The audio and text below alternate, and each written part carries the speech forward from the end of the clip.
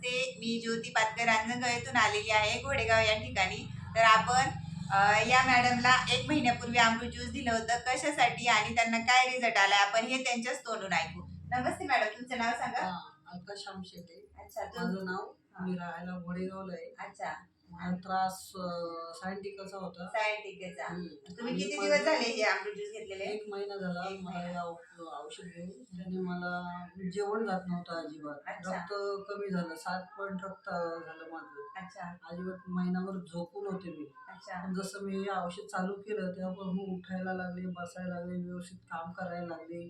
घरामध्ये अजिबात मला त्राण नव्हतं तुम्ही चालायचं. हॉस्पिटलला किती खर्च केला आतापर्यंत? हॉस्पिटलला आता बराच खर्च केला. प्रत्येक दवा, हे औषध खा, ते औषध खा, वेगवेगळ्या औषधं गोळ्या खा, पण काय फरक पडला नाही. आणि ह्याने कसं वाटतंय पण तुम्हाला याने आता? मला एकदम चांगलं तरतरीत वाटतं, फ्रेश वाटतं. अच्छा. औषध घेतल्यापासून मी व्यवस्थित चालायला लागले, काम करायला लागले. ओके. या औषधामुळं मी तर सांगते, ज्या गरजू लोकांना त्यांनी हे औषध घ्यावं. बाहेर पैसा वेस्ट खर्च करू नये.